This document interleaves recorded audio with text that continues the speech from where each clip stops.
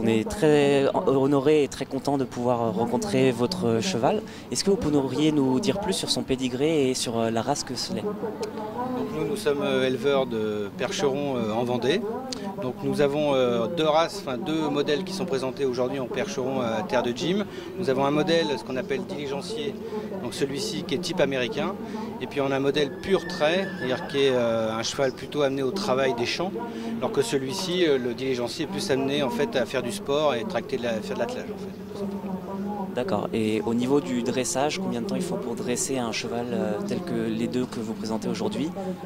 Donc après, tout dépend de ce que vous en attendez. Il est évident que si c'est uniquement pour faire des concours de modèle et allure, il y a juste à leur apprendre à se présenter et à être tenu à la longe.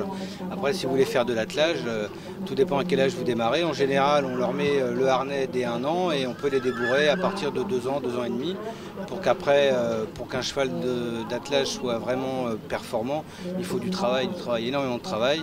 Donc ils font des concours à partir de 2 ans et après 3, 4, 5 ans. Tout dépend de ce que vous attendez de votre cheval. C'est bien. Une petite question par rapport aux terres de gym. Comment avez-vous été sollicité par ce festival pour venir ici? Alors en fait, nous on a été sollicité par l'association du cheval de trait français, qui recherchait en fait à représenter toutes les races de trait présentes en France aujourd'hui. Et donc nous sommes très peu d'éleveurs percherons en Vendée, nous sommes que 3. Donc nous avions deux modèles à présenter, qui étaient le diligencier et le cheval de trait. Donc et on est venu bien sûr à les présenter avec plaisir à terre de gym. Très bien, je vous remercie. Et une petite question pour finir. Comment se déroule l'épreuve de vos chevaux? Comment se déroule cette épreuve que vous avez à faire aujourd'hui? Parce que j'imagine que ce sont 2 épreuves différentes pour chaque cheval. Alors nous on fait uniquement de la présentation modèle et allure. Donc en fait le but c'est juste de présenter le cheval dans les meilleures conditions au niveau de ses allures et puis de ce modèle. C'est-à-dire qu'il est censé représenter les bons caractères de la race pour justement les préservations de la race. Donc en fait on cherche juste à juger son allure au trot, son allure au pas, sa position à l'arrêt, et puis on regarde surtout les encolures, l'arrière-main, de façon à pouvoir valoriser le cheval, mais c'est essentiellement au niveau de l'élevage en fait, c'est pas du tout au niveau sportif. Au niveau sportif, c'est plus mes collègues cob qui eux font plus de sport avec leurs chevaux que nous on fait vraiment de l'élevage pour modèle, non vraiment pour la reproduction et l'amélioration de la race.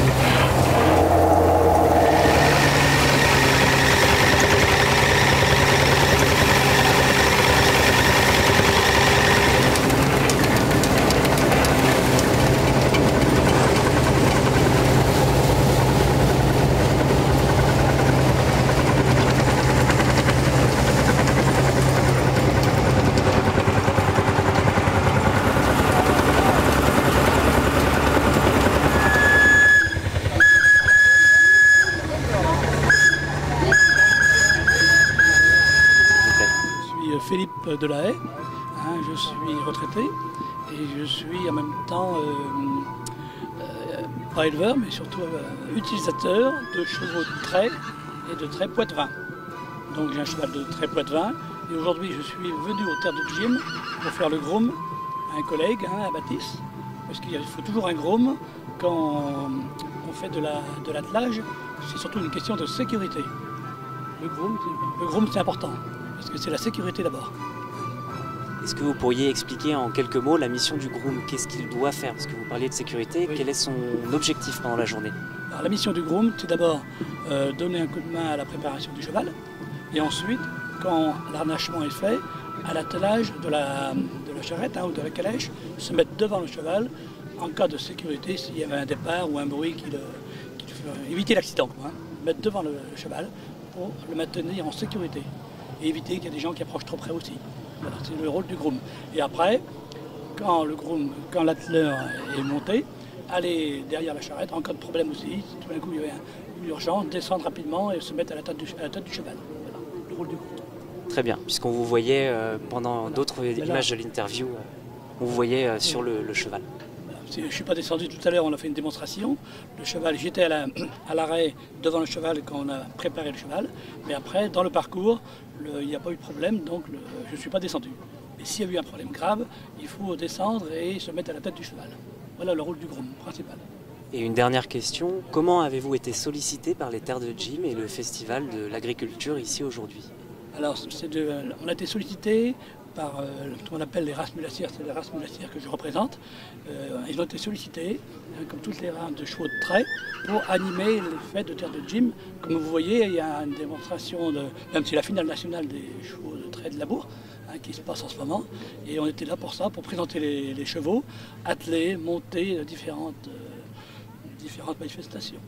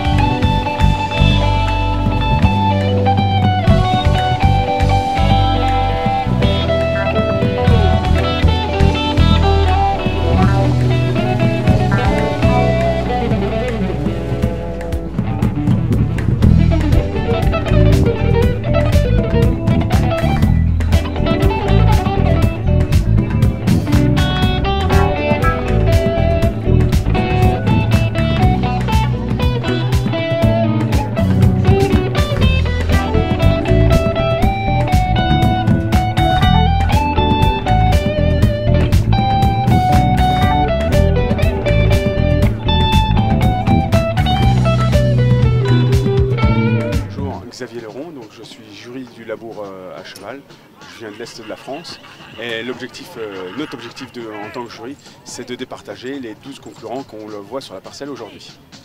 Alors justement, à propos de ces concurrents, sur quels critères sont-ils jugés et comment se passe cette finale? Alors, il y a beaucoup de critères.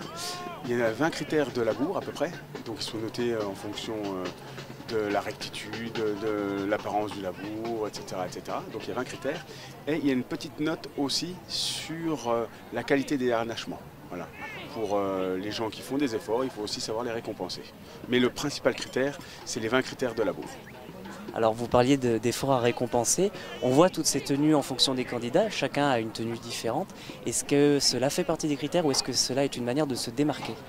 Alors, ça ne fait pas partie des critères, mais nos candidats, ils se tirent la bourre, bien entendu. Et en fonction de leur région d'appartenance, ils s'habillent en fonction d'où ils viennent. Donc, vous voyez bien le Provençal derrière vous, le gars de la Creuse aussi. Voilà, c'est des tenues bien distinctes et ça ne permet pas de se départager, mais ils y tiennent. Très bien. Et une petite question pour finir. Comment se sont passées les épreuves qualificatives pour arriver ici à la finale des terres de gym aujourd'hui? Alors là, on est sur la finale nationale, bien entendu, comme vous l'avez compris. Il y a eu des finales régionales, donc dans toutes les régions, il y a eu des qualifications. Et c'est les meilleurs de chaque région qui peuvent venir à la finale nationale. Voilà, ça s'est produit les 3 dernières semaines, à partir du 15 août jusqu'à maintenant. Les qualifications ont eu lieu dans les régions. Merci.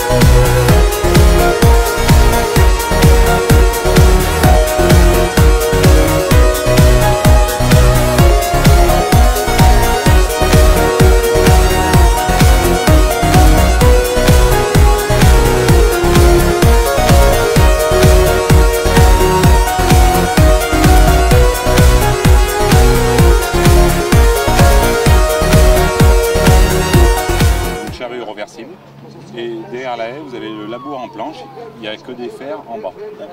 Donc il y a deux épreuves qui sont totalement différentes, parce qu'eux, en fait, ils tournent tout le temps dans la même raie. Ils retournent leur charrue, et ils reviennent dans la raie, et les autres, ils ont un circuit différent. Par contre, tout le monde a à faire une raie d'ouverture en premier, qui soit peu profonde, qui découpe la terre sur toute la longueur du terrain. Ensuite, il y a un ado, que ce soit en planche ou à plat. Donc là, ils vont faire un ado avec, ils rebouchent avec 2 allers-retours. Ensuite, ils vont aller contre leurs voisins, ils vont faire ce qu'on appelle des courts tours. À plat, leur parcelle est en trapèze. Donc ils vont sortir, ils vont faire ce qu'on appelle des épis. Et ensuite, ils vont faire une fourrière avec 5 allers-retours et finir contre leur ado avec une raie ouverte. Donc l'objectif, c'est qu'ils soient pile poil à la limite. S'ils laissent 5 cm, ils sont pénalisés. S'ils remangent 5 cm, ils sont pénalisés. Et tout ça avec une profondeur de 18 cm, plus ou moins. D'accord. Voilà. Et en planche, la différence, c'est que vu qu'ils ne peuvent pas retourner leur charrue, ils ont un ado à faire en tournant autour. Ils vont commencer contre leurs voisins et après ils tournent, ils réduisent et ils font pareil, ce qu'on appelle une dérayure, une refente. Il faut qu'elle soit peu profonde et qu'elle jouxte. S'ils remangent, ils sont pénalisés. S'ils laissent la terre non labourée, ils sont pénalisés.